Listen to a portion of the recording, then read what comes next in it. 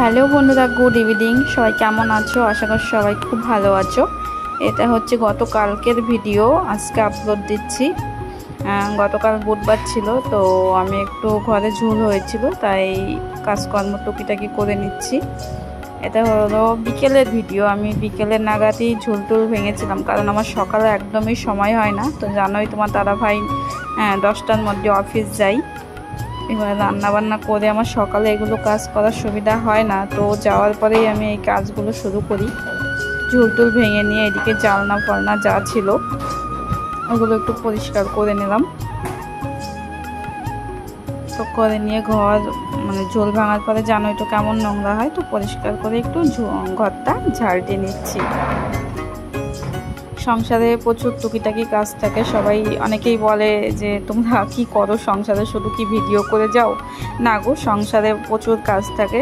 কাজগুলো সামলিয়েই ভিডিও করা হয়, যেটুকু পারি চেষ্টা করি, বাট কষ্ট করি ভিডিও করার জন্য, যে সংসারে কাজ বাজ কমপ্লিট করে যে একটু ভিডিও করব। অনেকেই জানে আমরা শুধু ভিডিওই করে যাই, একদমই নয়। সংসারের টুকিটাকি কাজ করার পরেই আমরা ভিডিও করি।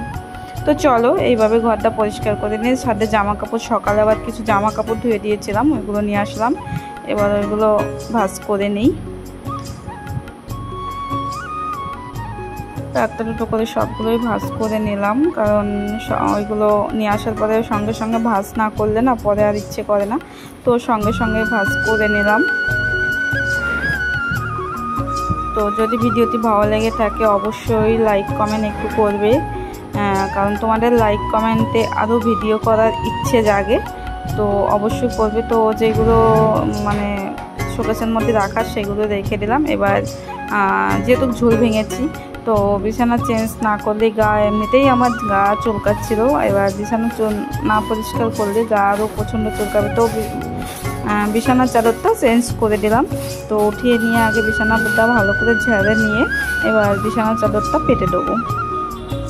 তো আর একটা চেঞ্জ করে দিলাম। তো সবারই একটু পরিপাটি করে ঘর রাখতে সত্যি খুব ভালো লাগে। তো চলো তোমরা ভিডিওটি দেখতে থাকো। আমার পরিষ্কার করা হয়ে গেছে, বিছানার কভারও পাল্টে দিয়েছি। এবার যাব একটু ছাদে, কারণ এখন যেভাবে বৃষ্টি হচ্ছে, তো ছাদে না গেলে কি বৃষ্টি পড়ে না, ওই ছাদের ওপরে পাখিতে অনেক বীজ পাখিতে রাত্রে খাওয়া দাওয়া করে বীজ খেজুরের বীজ দেখলাম প্রচণ্ড পরিমাণে ফেরিয়ে রেখে দেয়। এবার যখনই বৃষ্টি পড়ে, তো জল যেই পাইপ দিয়ে পড়ে, ওই পাইপের মধ্যে অনেকগুলো বীজ থাকে, মাঝে মধ্যে এভাবে পরিষ্কার করে দিতে হয়, নাহলে ওই পাইপটায় যে দেখো পাইপটা জাম হয়ে পরে সিঁড়ি দিয়ে জল বেয়ে নিচের ঘরে পড়ে যায়। তো যার জন্য পরিষ্কার করে নিলাম। এবার তোমার দাদাভাই সকালে প্রচুর মাছ এনেছিল, অনেকগুলো মাছ এনেছিল, 2-3 রকমের মাছ এনেছিল। তো সকালে আমার পরিষ্কার করার সুযোগ হয়নি এত মাছ, কারণ ওই যে বললাম প্রথমেই যে সকালে আমার বেশি কাজ করার সুযোগ হয় না, কারণ তোমার দাদাভাইয়ের অফিস থাকে। যাই হোক, ওর মধ্যেতে আমি 2-3 পিস মতো মাছ নিয়েছিলাম, নিয়ে তোমার দাদাভাইকে রান্না করে দিয়েছিলাম। এবার বিকালে আমি মাছগুলো যা যা এনেছিল পরিষ্কার করে নিলাম। তো রুই মাছ এনেছিল, এদিকে মরলা মাছ এনেছিল, আর এদিকে চিংড়ি মাছ এনেছিল। তো মাছগুলো তো এখন কেটে নিতে হবে, কারণ কি সকালে আমি কাটার সুযোগ পাইনি। এবার আমি মাছগুলো কেটে নেবো আস্তে আস্তে, কারণ এখন তো বেশি ঝামেলা নেই। সকালে যতটা আমার তাড়াহুড়ো থাকে, বিকালে ততটা তাড়াহুড়ো থাকে না। তো আস্তে আস্তে মাছগুলো কেটে নিচ্ছি।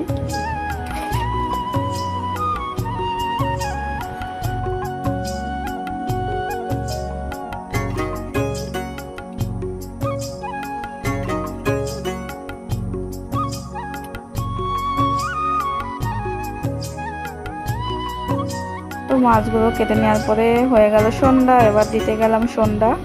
তো এখানে আমি স্টিকারটা এই জন্যই লাগিয়েছি, কারণ আমি প্রদীপ দেখাচ্ছিলাম, কারণ শুনেছি আগুন সামনে আনতে নেই, যার জন্য আমি স্টিকারটা লাগিয়ে দিয়েছিলাম। তো সন্ধ্যা হয়ে গেল। এবার সবাই ভালো থেকো, সুস্থ থেকো।